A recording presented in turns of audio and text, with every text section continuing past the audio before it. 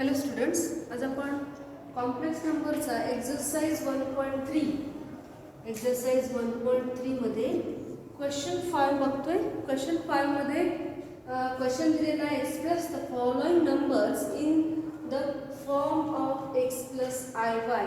इथं बघा polar form दिलाय, याचा आपल्याला x plus I Y form create करायचा. तर कसं करायचं बघा. फर्स्ट एक्झाम्पल मध्ये z काय दिलाय, z is equal to √3 in bracket cos of pi by 6 plus i sin pi by 6. तर पाय बाय 6 म्हणजे कोणता अँगल आहे बघा. पाय बाय 6 म्हणजे 180/6 म्हणजे कोणता अँगल, 30 डिग्री. ओके, याच्यासाठी हा चार्ट लक्षात ठेवायचा. या अँगलसाठी काय रेशोज आहेत, साइन आणि कॉस. 30 degree, 60 degree, 45 degree. बघा 30 डिग्री साइन 60 किती आहे, साइन 30 किती आहे, 1/2. Sine 60 √3/2, cos 30 √3/2 and cos 60 is 1/2. हा चार्ट लक्षात ठेवायचा. याच्यावरून हे सगळं आपल्याला एक्झाम्पल सोडवता येईल. आता साइन 45 किती आहे, 1/√2. Cos 45 again 1/√2.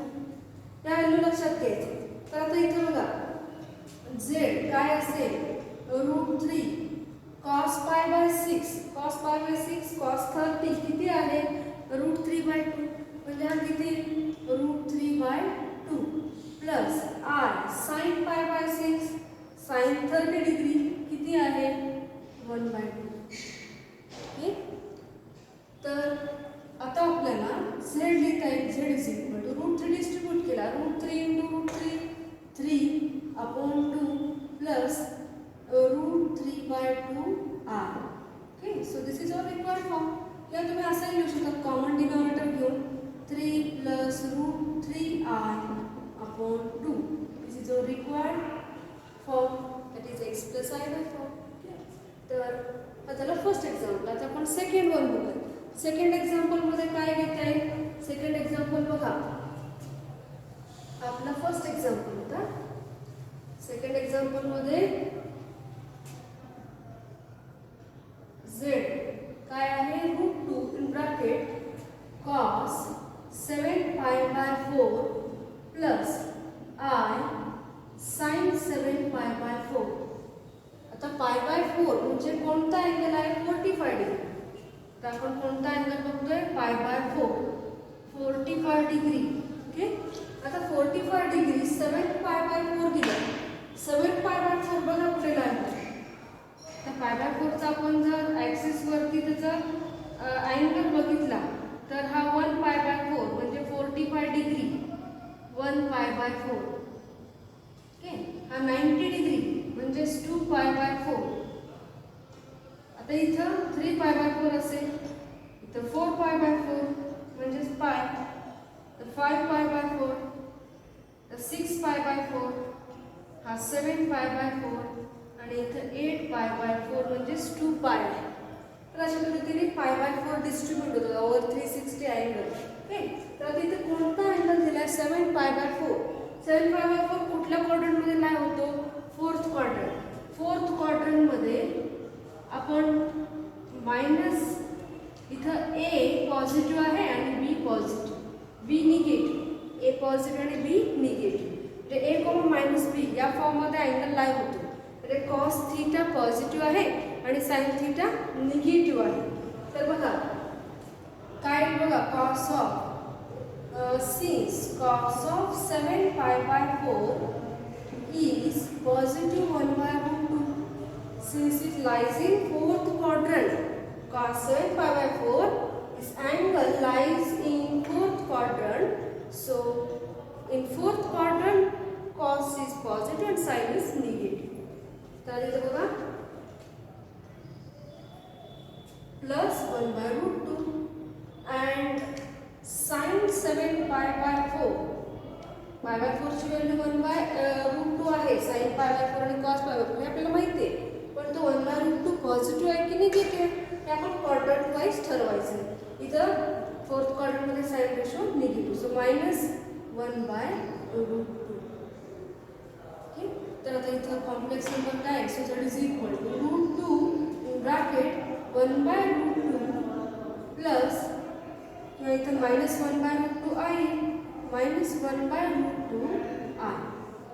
√2 डिस्ट्रीब्यूट होईल, so z is equal to 1 - I, √2 cancels. So this is a required x plus I by form. Okay, तर आता इथं हा झाला सेकंड एक्झाम्पल. आता आपण थर्ड बघूया. थर्ड एक्झाम्पल,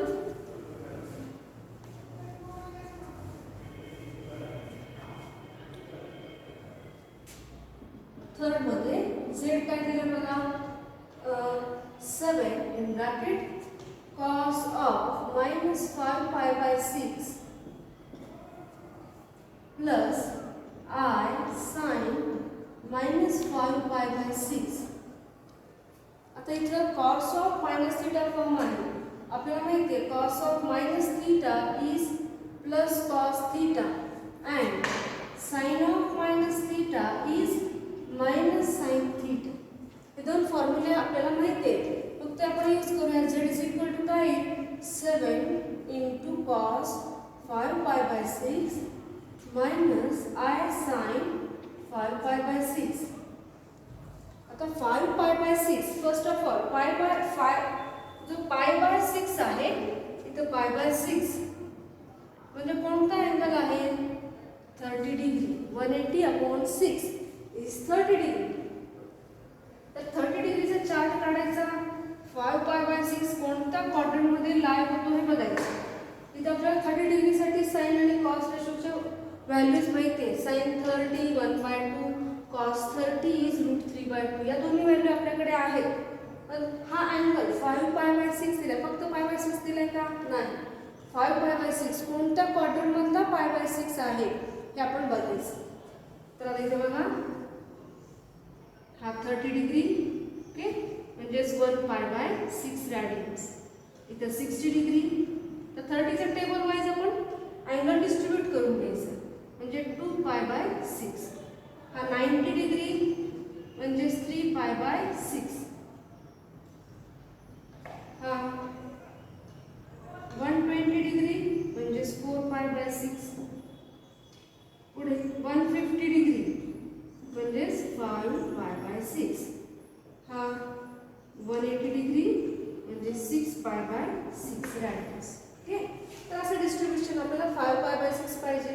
म्हणजे इथं 5π/6 आपल्याला सेकंड क्वाड्रंटमधला हा अँगल आहे. सेकंड क्वाड्रंटमध्ये कोणता फॉर्म येतो? -a, b हा फॉर्म येतो सेकंड क्वाड्रंट.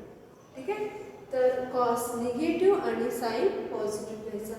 तर इथं काय मग बघा, since cos of 5π/6 is cos of 5π/6 cos 30 किती आहे?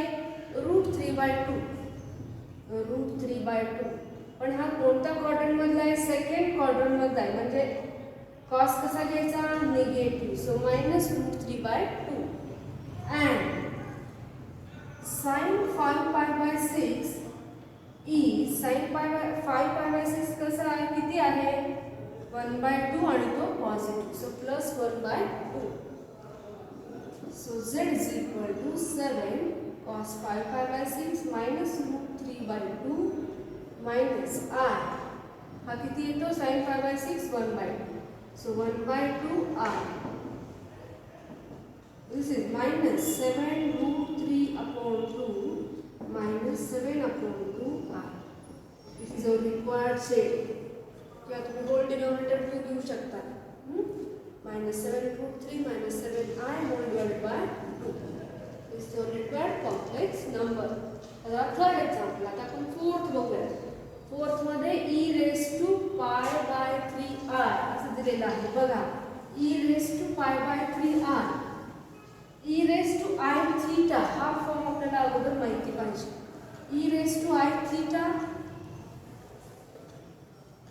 e⁻I⁻θ साठी काय करता येईल बघा.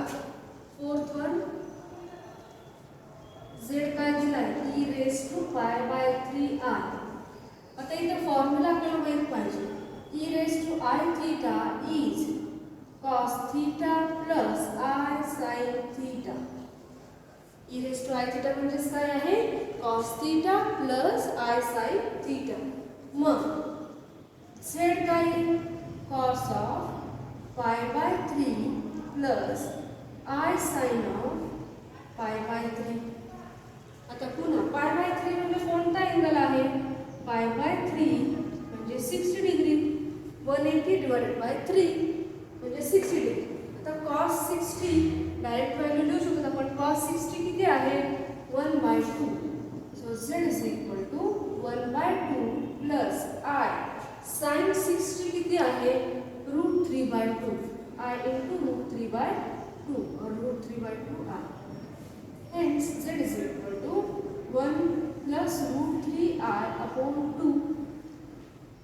This is a required complex number. Okay? तर e raised to I theta हा फॉर्म लक्षात घ्यायचा आणि फॉर्म्युलेट करायचा. पुढचं एक्झाम्पल, फिफ्थ एक्झाम्पल.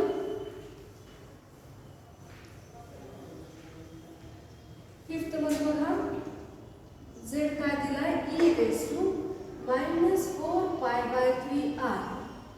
पुन्हा since e raised to I theta is equal to cos theta plus I sin theta.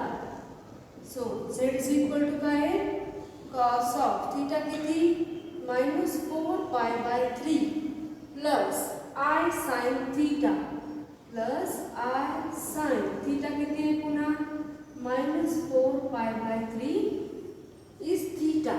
आता cos of minus theta is plus cos theta and sin of minus theta is minus sin theta. So cos of 4 pi by 3 minus I sin of 4 pi by 3. Sin of minus theta is minus sin theta and cos of minus theta is plus cos theta. आता pi by 3 हा angle आहे. pi by 3 म्हणजे किती degree 60 degree. हे आपल्याला माहिती आहे. आता sin 60 डिग्री माहिती आहे. sin 60 is √3/2 cos 60 is 1/2. 4 pi by 3 म्हणजे कोणता क्वाड्रंट आहे तो बघूया पुन्हा. बघा 60 डिग्री हा इथे आहे. 60 म्हणजे 1 pi by 3. ओके. तर आता 120 सेकंड अँगल 120 डिग्री म्हणजे 2 pi by 3. इथं 180 डिग्री म्हणजे 3 pi by 3. 240 डिग्री म्हणजे 4 pi by 3. आता 4 pi by 3 कोणत्या क्वाड्रंट मध्ये लाईव्ह होतो थर्ड क्वाड्रंट मध्ये. त्याच्यामध्ये दोन्ही निगेटिव्ह आहेत -a, -b फॉर्म. ते cos ही निगेटिव्ह आणि sin ही निगेटिव्ह आहे. तर आता इथे काय since cos of 4 pi by 3 is equal to minus cos pi by 3 किती आहे 1/2. so it is -1/2 and sin of 4 pi by 3 is again -√3/2. so z is equal to काय इथं -1/2 minus of -√3/2 I. Minus minus काय होईल plus होईल. So z is equal to -1/2 plus √3/2 I. So required complex number या तुम्ही hole denominator 2 करून लिहू शकता. z is equal to -1 plus √3I upon 2. So required z which is of the form x plus I y. हा झाला fifth example. आता आपण 6 बघू. 6 एक्झाम्पल मध्ये 5 pi by 6 I हा e चा पॉवर आहे. तर बघूया अँगल कोणता येईल आणि त्याप्रमाणे डिस्ट्रीब्युशन कसं येईल. रिक्वायर्ड फॉर्म आपल्याला कसा घ्यायचा. हा 6 example z is equal to काय आहे e raised to 5 pi by 6 I.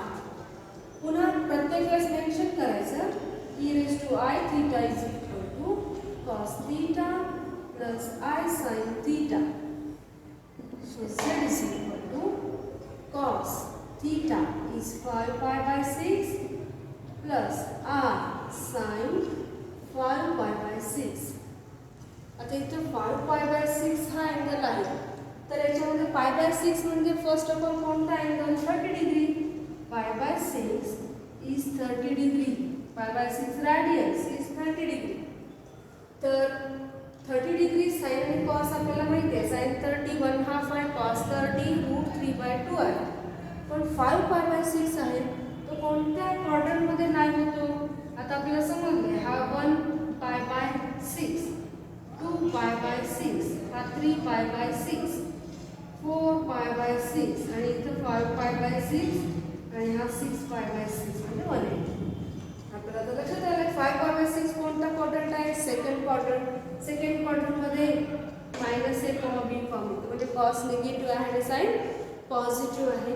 तर इथं काय घेता येईल बघा. So since cos 5π/6 is equal to minus cos 30 is √3/2, so minus √3/2, and sin 5π/6 is 1/2, so plus 1/2. A is negative and B is positive in the second quadrant. So Z is equal to minus √3/2 plus 1/2 I. So required complex number which is of x plus I by 4. So Z is equal to, आपण denominator common घेऊया. So minus √3 plus I whole divided by 2 is a required complex number. तर हा झाला fifth example. Question number 5 question number 6 बघा. Question number 6 मध्ये पुन्हा find the modulus and argument of the complex number. हा पूर्ण question आपण क्वेश्चन नंबर 4 मध्ये सोडवलेला आहे. Same as question number 4. Question number 4 तुम्ही केलंय त्याच्याच पद्धतीने इथं करायचं. ओके. क्वेश्चन नंबर 4 मध्ये आपण भरपूर एक्झाम्पल या टाईपचे केलेले आहेत. मला बघून तुम्ही व्यवस्थित सोडवा. मी आता तुम्हाला 7th एक्झाम्पल करून दाखवणार आहे. क्वेश्चन नंबर 7 बघा. क्वेश्चन 7 मध्ये काय दिले बघा. Convert the complex number z is equal to, complex number काय दिलाय? z is equal to 1. इथं काय आहे बघा, i-1 upon cos π/3 plus i sin π/3. याला आपल्याला कशामध्ये कन्वर्ट करायचं आहे? Polar form. पोलर फॉर्म म्हणजे काय? z is equal to r cos theta plus i sin theta. हा पोलर फॉर्म असतो. त्या फॉर्ममध्ये आपल्याला याला कन्वर्ट करायचं. त्यासाठी आपल्याला हा कॉम्प्लेक्स नंबर दिलाय. इथं cos π/3 ची व्हॅल्यू आणि sin π/3 ची व्हॅल्यू लागणार आहे आपल्याला. आता 30 आणि 60 साठी sin cos काय आहे? हा 1/2, इथं 1/2, हा √3/2, इथेही √3/2. π/3 मध्ये कोणता अँगल आहे? 60 डिग्री. sin 60 √3/2, cos 60 1/2. म्हणजे इथे काय बघा. So z is equal to i-1 cos 60 degree 1/2 plus sin 60 is √3/2 i. म्हणजेच काय बघा, i-1 upon 1 plus √3i whole divided by 2. हा 2 न्यूमरेटरला जाईल. 2 in bracket i-1 upon 1 plus √3i. हा प्लस z. याला आपल्याला पोलर फॉर्ममध्ये कन्वर्ट करायचं म्हणजे r आणि थीटा काढायचे. तर इथे पुन्हा मॉड्युलस आणि आर्ग्युमेंट काढायचे. बघा क्वेश्चन 6 पुन्हा इथं रेफरन्स आहे. या टाईपने सोडवायचं. मॉड्युलस आणि आर्ग्युमेंटसाठी आपल्याला x plus i by form अगोदर क्रिएट करावं लागेल. म्हणजे a प्लस आय बी और x प्लस आय. त्यासाठी डिनॉमिनेटरच्या कॉन्जुगेटने आपण मल्टिप्लाय डिवाइड करतो. काय करता येईल? 1 minus √3i upon 1 minus √3i. आता इथे सिम्प्लिफिकेशन करायचं. 2 ॲज इट इज ठेवला. i ने मल्टिप्लाय केलं तर i minus √3i². Minus 1 distribute करा. -1 minus minus plus √3i upon a plus b a minus b a² minus b². 1 minus √3i². तर इथं काय आहे? 2 in bracket i² is -1, so plus √3 -1 plus √3i upon 1 root 3 चा square 3 I square is minus 1 so 1 plus 3 लिहूया since I square is equal to minus 1 आता इथे real आणि imaginary part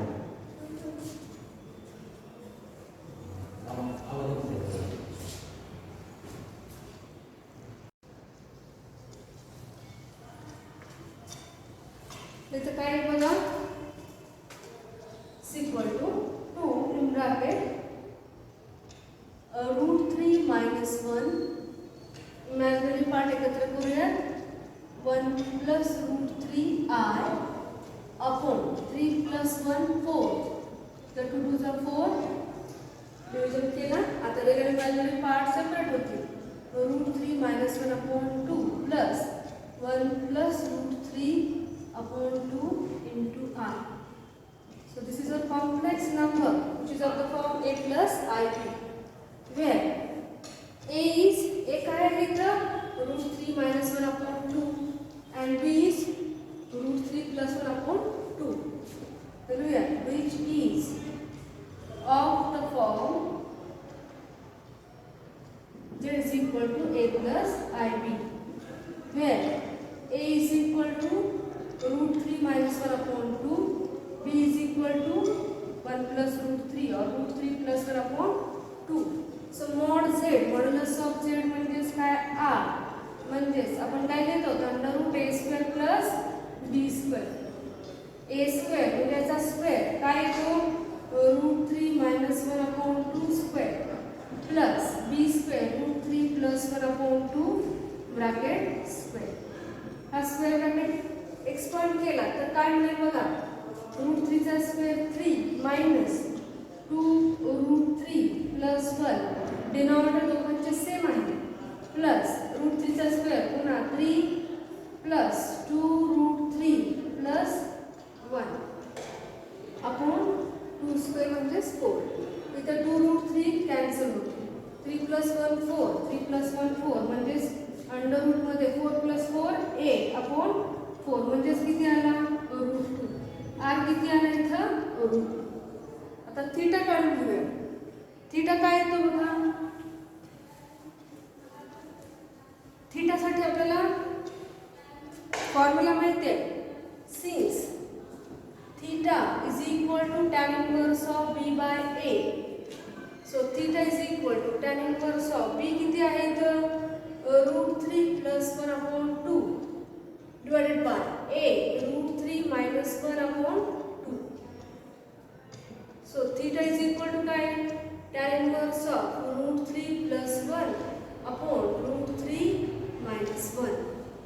This is our theta. Theta इथं define होत नसेल तर तो तसाच ठेवायचा इथे एक्झॅक्ट डिफाइन करता येत नाही ओके तर तो तसाच ठेवला मग काय बघा सो पोलर फॉर्म आपण अगोदर फॉर्म्युला लिहू since polar form of z is equal to a plus ib is z is equal to r cos theta plus I sin theta. So polar form of z is z is equal to r किती आहे route 2 cos theta plus I sin theta.